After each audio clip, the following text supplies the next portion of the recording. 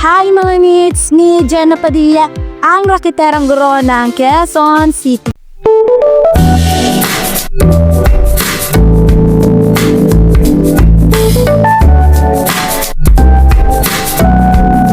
Good morning mga mi! So nandito tayo sa loob ng sasakyan. Today, pupunta tayo sa Divisoria. Today, Saturday. So pero bago tayo pumunta, meron muna tayo isang pupuntahan na lugar na meron kaming gagawing isang transaksyon. Ano naman to? Malinis na transaksyon para kanto. So mga mi, ngayon ay bumalik na tayo sa pag-vlog. So ito ay isang simula ng pagbabago sa ating buhay na tayo ay muling makakapag-share ng mga tips at mga negosyo tips, business ideas na pwede kong i-share sa inyo. Yung mga negosyo tips, business ideas na pwede ko sabihin sa inyo ay pwedeng sa akin ay effective, sa inyo hindi. Pwedeng sa inyo effective, sa akin hindi. Sa mga amiga ng Nicole, ikaw pa rin kang nakakaalam at makakaramdam kung ito ba ay effective. So ano man ang daldal ko dito, ano man ang share ko sa inyo, kayo na ang bahala dumampot ng pwede nyong matutunan sa sasabihin ko. So ang topic natin ngayon or yung mga ibibigay ko sa inyo na mga ideas ay ano ba ang mga patok na pwedeng ibenta ngayong 2025. At malay nyo, diba? Sa 2026 pa kayo nagkaroon ng, sabi nyo, Ma'am Jenna, kasi wala pa kami punan. Baka sa 2026 pa manggipod kami. Malay nyo, kasi papalitan nyo lang yung taon, diba? 2025, 2026. Pero minsan kasi, may mga, hindi mo kasi mapidik ang panahon. Minsan 2026, iba na pala yung patok, diba? Umaga, dadagdagan mo lang yung mga sinabi ko sa inyo. At saka minsan kasi mga sasabi niya sa akin, Teacher Jenna, wala pa kaming punan ngayon, sa 2026 na lang kami magbi-business. So, yung topic mo is pang 2025 lang. So, yan lang sa 2025, next year iba na. Hindi naman. Minsan, kung ano yung malakas din ngayon, pwede din maging malakas yan sa 2026 or depende yan sa inyo mo. Kaya, itong sinasabi ko sa inyo, 2025 yung title niya, napatok na negosyo sa 2025. Kasi, diba may mga tao na kahit September sila, September na malapit na mag-2026, diba ha, malapit na ilang buwan na lang. Pero, ngayon lang sila nag-i-start ng negosyo. Or meron namang, kasi ngayon lang di sila nagkaroon na puhunan, diba? Meron na silang negosyo, nag-iisip pa sila kung ano yung gusto nilang idagdag sa tindahan nila. Ito pag-uusapan natin ay baka makatulong sa iyo. Kasi ito ay based on experience at based na lang sa mata kong marites kasi maraming tindahan sa harap namin, sa tabi namin. So makikita mo lahat ka man yung bumibenta. So tara at pag-usapan natin ito mga mi, okay? Habang nasa biyahe tayo. Mga mi, at ituturo ko sa inyo kung saan kami bibili or saan kayo possible na makabili ng mga pwede nyong itinda, pandagdag dyan sa tindahan na meron ka. So sinasabi ko sa inyo mga mi, hindi lang doon sa wholesalan kayo pumupunta na bibili ng mga chichirya or mga kape. Kailangan dagdagan nyo ng ganito pang-attract sa mga bata. Dahil madalas bata ang mahilig bumili ng mga ganitong paninda. So ito mga mi, papakita ko sa inyo kung saan ako bumibili. Ito ay malapit sa parking lot dito sa ilalim ng Divisoria Mall. Pero magbibigay ako or maggagawa ako ng vlog na ipi-feature ko or ipapakita ko itong buong area nila. Kasi maluwag talaga ito. At yung mga item na pwede nyong bilhin sa kanila. Pero ngayon, pag-focus muna tayo yung pupwede at patok. At hindi lang tested ito mga mi, hindi lang ito basta-basta ngayon lang kami magtitinda, hindi. Matagal na kami nagtitinda neto at taon-taon hindi ito nawawala sa mga paninda ng retail na meron ako. Kaya kung pwede sa akin, pwede rin sa inyo. Labas ng isa nito, kailangan natin i-research. Kaya ano nga, magkano pa? Teka lang. 190. So guys, 190. Tung-tung-tung store. Ito yung ano, di ba, kuya? Yung pumapatak na. Tumapatak ka ng PC. Oh, naman. Mas mahal. Marunong, no? Tumapatak 15. Malamang. Mahal mura. Magkano benta? 30. 330? Ano ba yung uso ngayon? Uso? Maraming uso eh. Ano, hindi yung bago ngayon, yung parang... Hindi ko na nga alam kung saan ang best seller talaga. Ano ba? Yun naman mga mi, ibabahagi ko na sa inyo ang na mabenta na maaari mong isingit sa tindahan na meron ka. Tandaan ninyo, kayo pa rin ang nakakaalam kung anong malakas sa tindahan nyo. Actually, ang tindahan is trial and error. Yan ang natutunan ko sa aking tindahan, trial and error. Lahat naman tayo nagka-trial and error, 'di ba?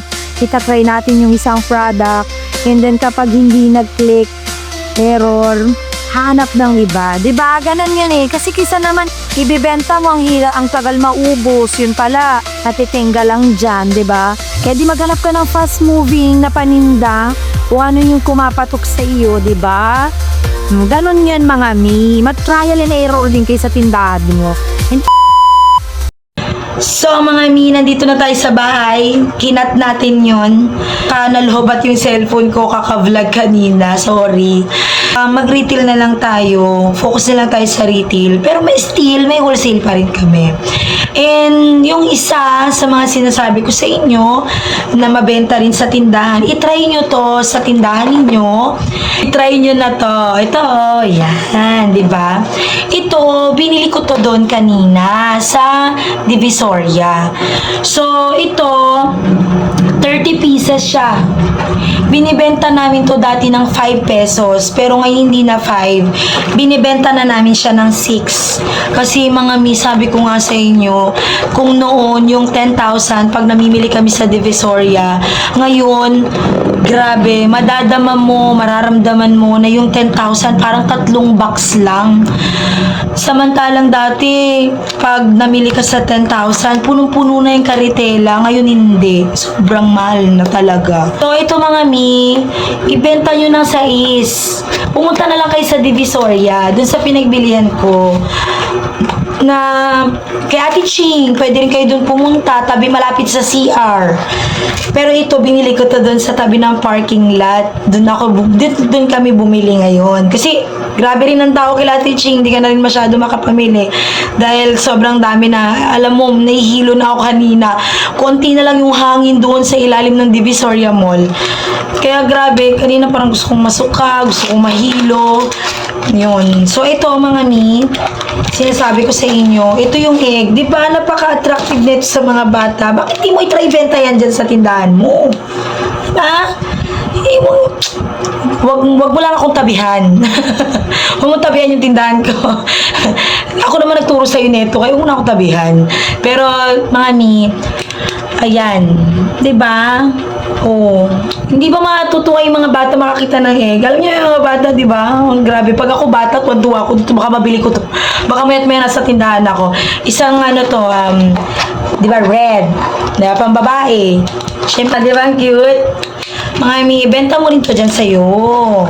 Para naman kumita ka naman ng madagdagan yung paninda mo. Diba, ang cute? May nakalagay, boy. Diba? Oh, ito yung sinasabi ko sa mga ibang vlog ko na pads. Ito yung naka-pads. Ayan. Medyo nahihirapan lang kami magbenta nito kasi pag maraming bumibili, kailangan mong lapitan para guntingin to. Ayan. Guntingin mo. Kung magkano yung price nito na binili mo sa Divisoria, i-divide mo lang siya doon sa kung ilang pieces meron nito, yun yung pinaka price niya. Then, bahala ka ng pumatong. Halimbawa, 100 pesos, halimbawa lang. Tapos, 10 piraso, di 10 pesos, diba? Di gawin mong 15. O, di ba ang laki ng tubo mo, mga my God. Huwag mo sabihin ng mga iba dyan na bumibili ng, ano ba yun si Ma'am Jenna, laki ng tubo, 3, 2. Uy, mga ang sasakyan namin, pag pumunta ng Divisoria, parang nagmumumog ng gas. Patigas ngayon ang mahal. Yung iba nga, nagpapalalamog pa. Kaya alam nyo, kayo na mga bumibili, relax lang kayo.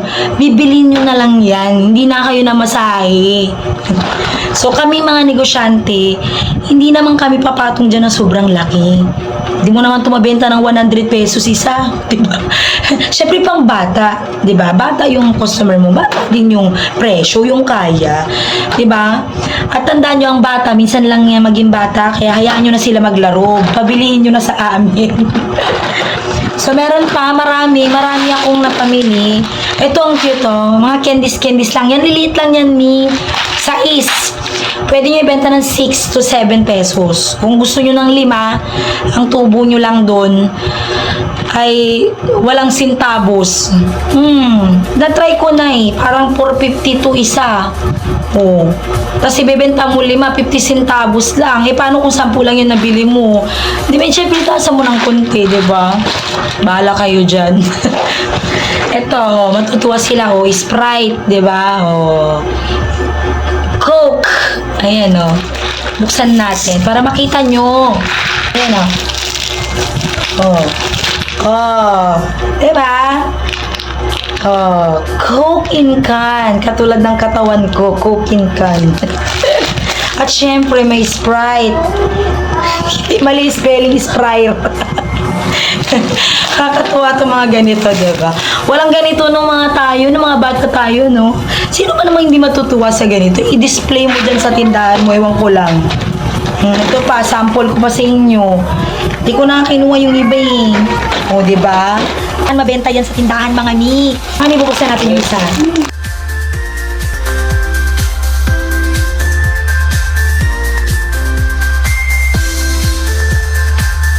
Ito yung laman niya. Ang bango. Ang bango ng amoy niya. Hala, cotton buds nga. Ay, ano to dito? Cotton buds. Cotton candy. Ba yan? Cotton buds. Ano pinagsasabi ko? Ay, dito, dali. Pakita ko sa inyo. Ang anak ko, titikman niya.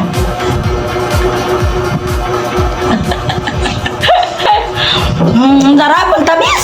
Hindi ako mahilig sa matamis. Sarap. So, yun lang mga mi. Thank you for watching, and I hope nakatulong ako sa inyo sa mga pupwede ninyong ibenta. Mga paninda na mabenta. And haluan nyo na rin ng mga ipit-ipit yung tindahan nyo, mga goma-goma. Lagyan nyo na rin ng mga ipit yung tindahan nyo. Para sa ganon, ay may mga bata na naghahanap ng mga ipit, meron na rin sa inyo, di ba? Pero kung gusto nyo, kung meron ding mga estudyante dyan sa tabi-tabi nyo, bumili kayo na po unti-unti ng mga school supply. So, ito mga yan, malakas to sa amin. Spinner to. Diba, spinner. Oh, yan oh. Diba? Oh.